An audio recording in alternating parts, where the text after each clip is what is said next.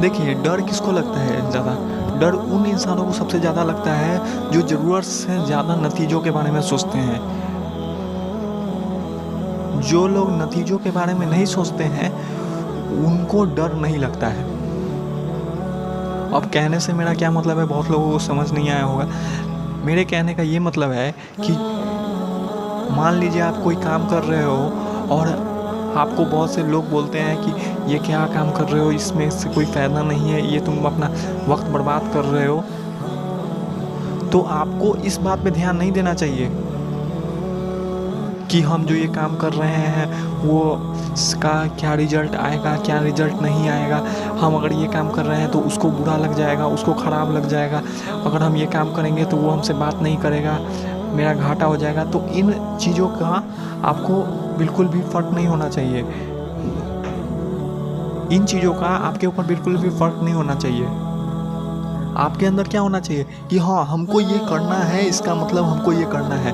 दूसरा कोई क्या बोल रहा है उससे हमको घंटा नहीं फ़र्क पड़ता है। तो यहाँ पे आप लोग क्या कर रहे हो? अगर कोई इंसान ऐसा सोचता है तो वहाँ पे ये इंसान क्या कर रहा है? ये इंसान यहाँ पे अपने काम को बिल्कुल नहीं छोड़ रहा है। इंसान काम को नहीं छोड़ रहा है, यहाँ पे वो नतीजों को छोड़ रहा है। और नतीजों को छोड़ने वाला इंसान जो होता है वो खौफज़दा कभी हो ही नहीं सकता है, वो कभी डर ही नहीं सकता है। और जो इंसान डरता नहीं ना है, वो गॉड का सबसे ज़्यादा महबूब होता है। तो बात क्या है कि आपको डरना नहीं है, लेकिन नतीजों को छोड़ने का मतलब क्या है कि कौन से नतीजे का हम बात कर रहे हैं। हम नतीजे का बात कर रहे हैं, वो बताते हैं आपको। हम उन नतीजों का बात कर रहे हैं। नतीजे दो टाइप के होते हैं। पहला होता है फिजिकल, ठीक है, और दूसरा होता है साइकोलॉजिकल। फिजिकल मतलब जो आपको शारीरिक रूप से जो दिख रहा है, और साइकोलॉजिकल मतलब जो आपका जहनी तौर पे है। जैसे आप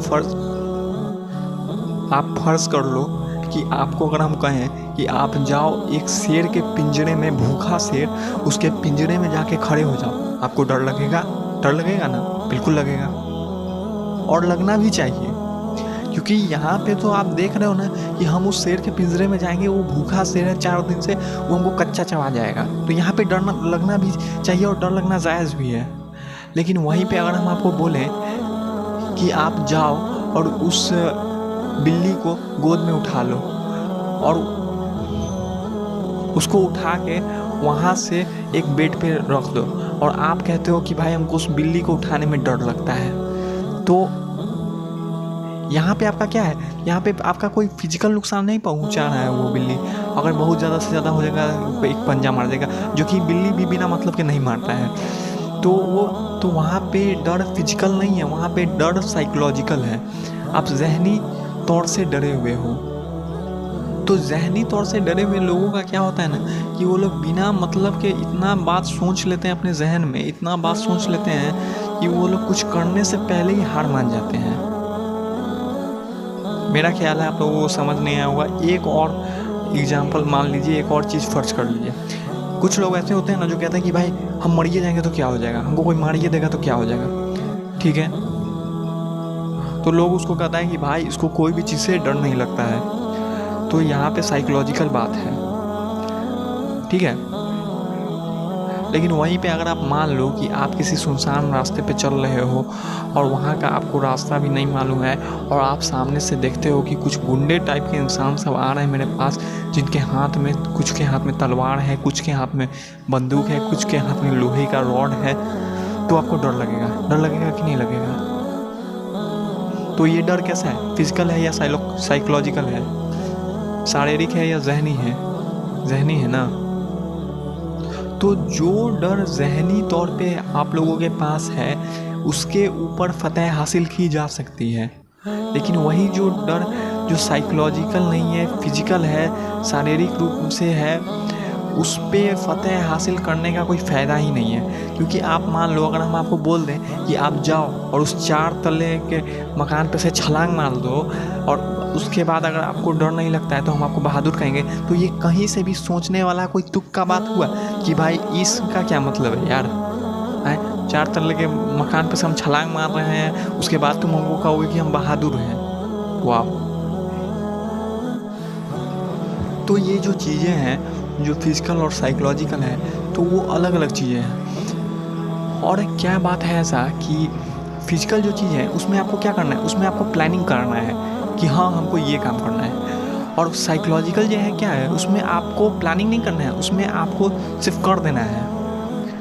क्योंकि साइकोलॉजिकल में प्लानिंग का कोई ज़रूरत नहीं होता है, वो बस आपके दिल के अंदर होता है वो डर।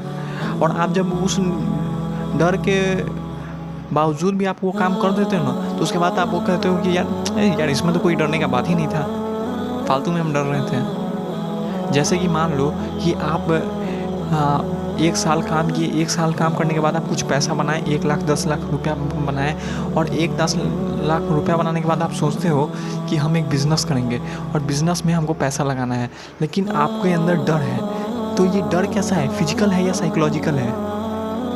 ये डर साइकोलॉजिकल है, बिल्कुल साइकोलॉजिकल ये डर नहीं है। ये डर कैसा है, फिजिकल है। क्योंकि आप जानते हो कि अगर ये पैसा चला गया तो मेरा हालत कंगालों जैसा हो जाएगा। वहीं पे आप चाहते हो कि हम किसी से बात करें, लेकिन आप इस डर से किसी से बात नहीं कर रहे हो, क्योंकि आप सोचते हो कि अगर हम इससे बात किए तो लोग क्या कहेंगे, अगर हम इससे बात किए तो वो मेरे बारे में क्या सोचेगी या क्या सोचेगा। तो ये डर कैसा है, ये डर साइकोलॉजिकल है। तो आपको करना क्या है, फिजिकल के लिए आपको खुद को प्लान करना है, और साइकोलॉजिकल के लिए आपको खुद को तैयार करना है। कि फिजिकल में प्लानिंग काम आती है, साइकोलॉजिकल में प्लानिंग नहीं काम आती है। साइकोलॉजिकल में आपकी हिम्मत काम आती है। क्योंकि मान लो अगर आप फिजिकली सोचते हो कि आप चाहते हो कि हमको एक पहाड़ है, पहाड़ पे से हमको छलांग लगाना है, और छलांग लगाना ही है, लेकिन आपको डर लगता है, और आपको डर लगता है तो आप एक काम करो, एक पैराशूट लो और पैराशूट लेके छलांग लगाओ, आप बच जाओगे, बिल्कुल बच जाओगे। वहीं आप बिना पैराशूट लगाए हुए कूद जाते हो तो निश्चित बात है कि आपका इंतकाल होना ही होना है। फिर ना फिजिकल के लिए बचोगे ना साइकोलॉजिकल के लिए बचोगे, क्योंकि आप ही ख़त्म हो जाओगे। और जैसे कि आप मान लो कि एक सांप है, एक सांप होता है हर समझे, वो काट नहीं सकता है, उसके पास दांत नहीं होता है, उसके काटने से अगर काट भी लेता है तो उसका जहर नहीं लगता है। और वहीं पे एक किंग कोबरा नाम का सांप होता है। अगर हम आपके पास एक किंग कोबरा वाले सांप को ला के रख दें तो आप डरोगे? डरना भी चाहिए। वहाँ पे फिजिकल है भाई, काट लेगा तो तुरंत इंतकाल हो जाएगा, लेकिन वहीं पे एक हरा सांप ला देते हैं और उसको भी रख देते हैं, तो आप लोग उसको भी अगर देख के डरते हो तो वो डर कैसा है, ये आपका जहनी डर है। वो आपको काटेगा तो आप मरोगे नहीं, लेकिन आपके अंदर वो डर है कि भाई ये डरावना है, ये काट सकता है। लेकिन अगर आप एक बार अपने डर पे फतह हासिल करके उसको पकड़ लो, उसको देख लो, अगर वो आपको काट भी ले, उसके बाद आपका डर खत्म हो जाएगा, क्योंकि आप जान जाओगे कि यार ये तो कुछ नहीं है।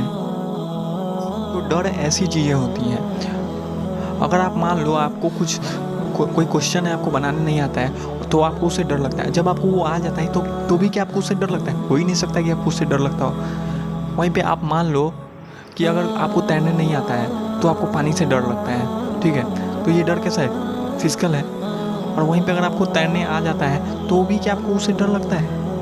बिल्कुल नहीं लगता है। ऐसा हो ही नहीं सकता है कि अगर आपको कोई चीज़ आ गया हो उसके बाद भी आपको डर लगे। और अगर फिर भी अगर आपको डर लगता है तो वो डर साइकोलॉजिकल नहीं हो सकता है, वो फिजिकल होता है। क्योंकि मान लो अगर आपको तैरने आ गया है तो आप नदी में तैर लेते हो, लेकिन अगर आप वही तैरते तैरते आप एक समंदर में चल जाओ तो आपको वहाँ डर लगने लगे, तो वो क्या है, फिजिकल डर है कि साइकोलॉजिकल डर है? फिजिकल है ना। तो अगर आप इन दो डर के